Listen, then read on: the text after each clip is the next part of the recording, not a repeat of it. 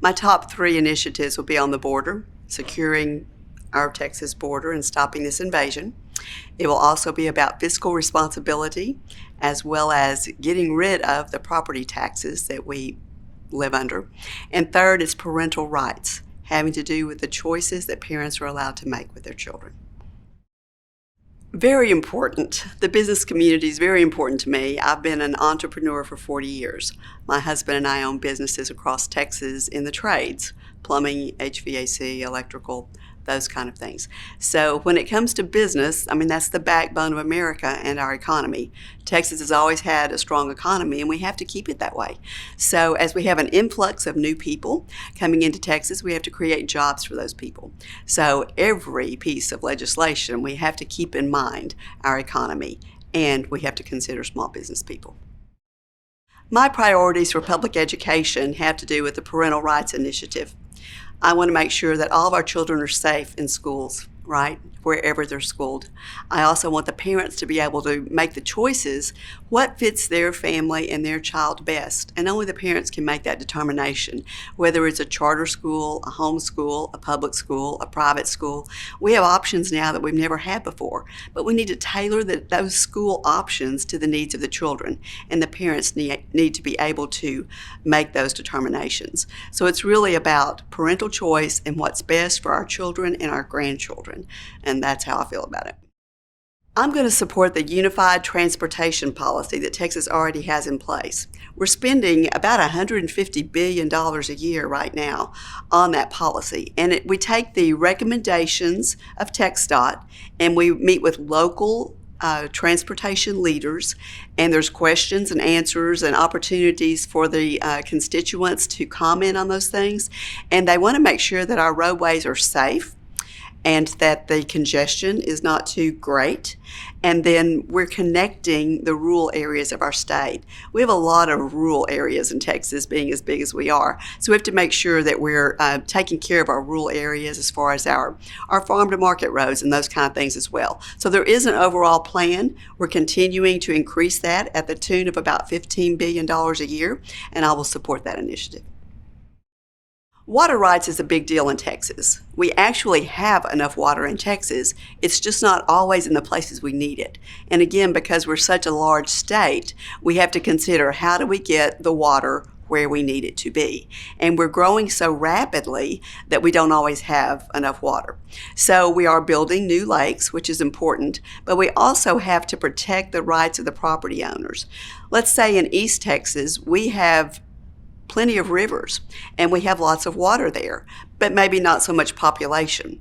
So we need to be able to buy that surface land water and get it to the places we need it. But we have to compensate these people, because just like buying dirt, you're buying water, and that's protected, a protected right in America. So we want to protect, have market-based solutions, protect the rights of the water owners and the landowners, as well as provide for the needs of the growth that we're experiencing in Texas.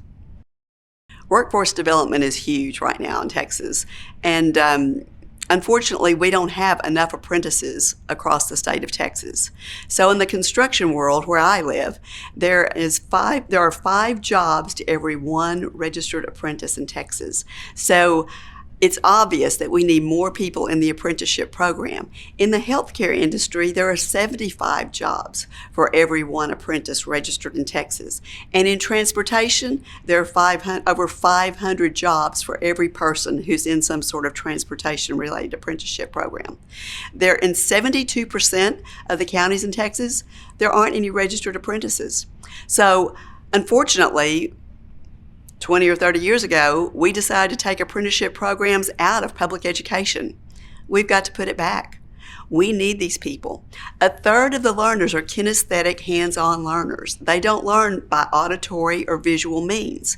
And so now those people have dropped out of high school because they haven't fit in, they haven't been able to learn well. And that has in fact increased our crime and and other problems because we haven't allowed them to be successful. So we need to go back and we need to focus on what the needs are of Texas and what the needs are of the individual student. We need apprenticeship programs. In the state of Texas, from my world, it's 9 years to become a responsible master plumber in Texas. So you can go get your doctorate degree, you can go become a physician, or you can be a plumber. So 9 years is a very long time it takes to be an apprentice and to learn your trade. So we need apprenticeship programs all along the way in all of these trades, and we need to start that now. So we support initiatives like at Collin College. We actually have people who teach in the trades program there. So definitely support that workforce initiative. Collin County is one of the fastest growing counties in the state.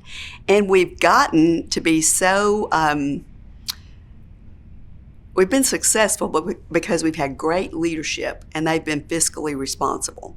So in an open market based economy, we need low taxes, low regulation, and that's what we need to continue. We need less paperwork, less government paperwork and regulation, low taxes, and we need innovation. And so I'm going to say we go back to the basics, we keep it simple, we reduce taxes, we reduce regulation, and we let entrepreneurs do what they need to do, create jobs.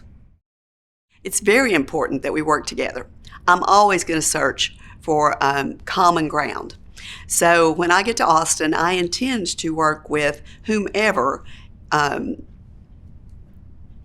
is on the same team. There might be an initiative, let's say, when it comes to education and getting pornography out of the classrooms and out of the school libraries. And you might be a Democrat, and you might be a Republican, but we agree on this issue. So let's come together and protect our children. It might be men and women's sports. Whatever the issue is, we can come together and find common ground to work together. Now, I may not see eye to eye with you on every issue because there are principles and policy reasons that there are two parties in our state, but we can come together on particular issues and work together. We should treat each other with respect and dignity, and I think we can accomplish a lot more if we try to work together than fight all the time.